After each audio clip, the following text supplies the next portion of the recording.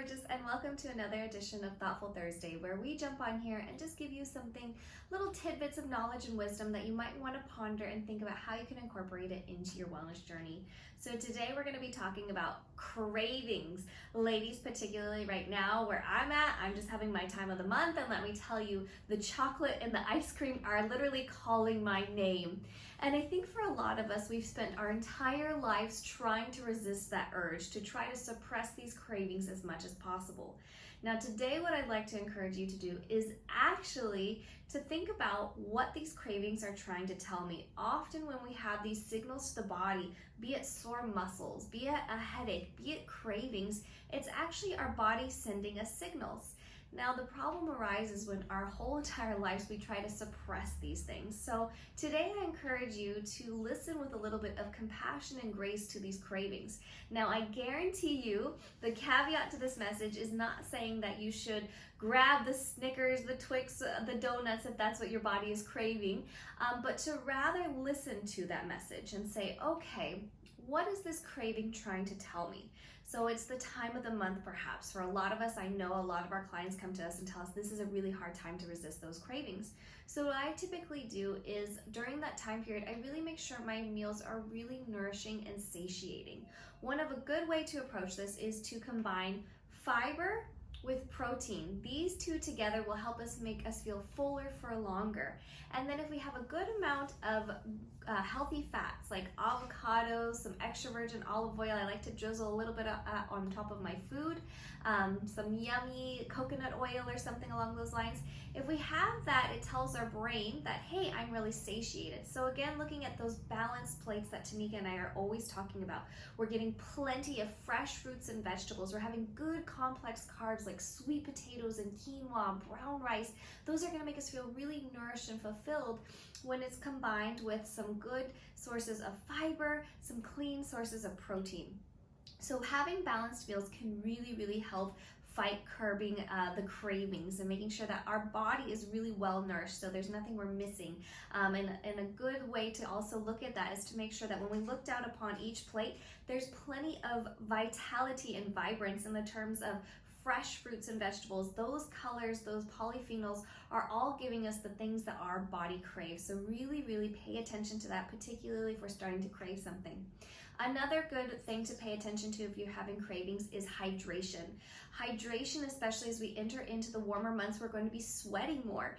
And the more we sweat, the more we lose electrolytes like sodium. So if you find yourself craving that salty chips, those crunchy things, then maybe it's that you need a little bit of sodium. I particularly love doing some high quality salt like pink Himalayan salt. I put a little bit of that on my vegetables to make sure that my sodium levels are correct. You can also do something like a nice clean coconut water. And then another thing that I love to do if I'm having a sweet tooth craving, this one really helps me, particularly in those summer months, is sour and bitter. That can really kind of disrupt the mindset that you're really kind of craving something sweet.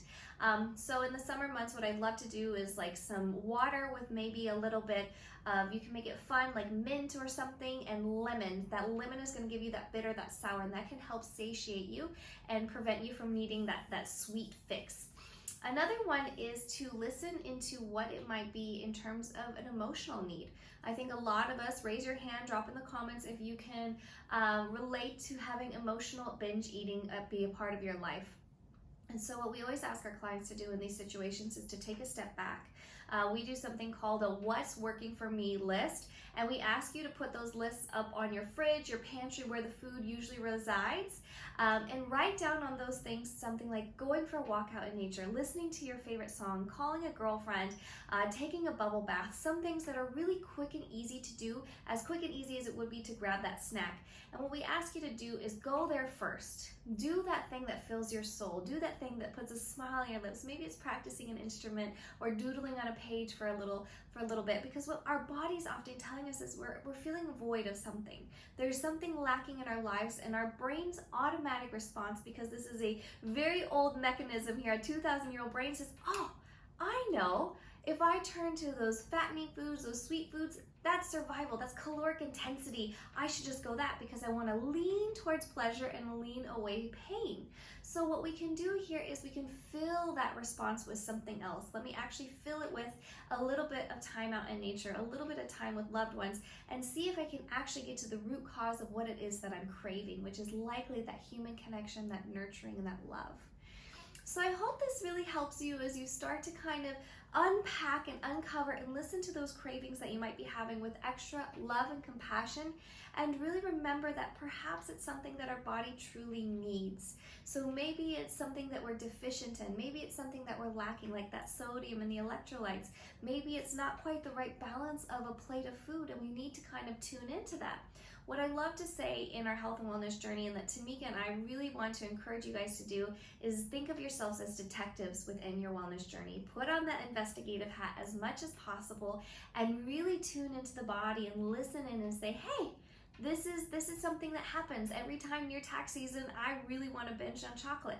So how can I be proactive with that? How can I really make sure that I'm safeguarding my peace, my sanity during those times so that I'm not so tempted to go towards food? Maybe I'm going to have extra time with friends and family.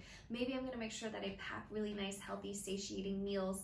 So whatever it is, whatever our cravings and our triggers are, let's recognize those rather than something we need to suppress and push down always as messages and signals in order for us to get on the investigative cap and find what really works for us, because that's really when this journey is going to be sustainable and we can break up with that roller coaster that so many of us experience, where we do really well and then we fall off that train. And what Tamika and I want to help you find is that nice state of equanimity and equilibrium where we can just coast through and we enjoy our health and wellness journey so much that it becomes easy and it becomes second nature. So thank you so much for tuning in. I hope you find this helpful.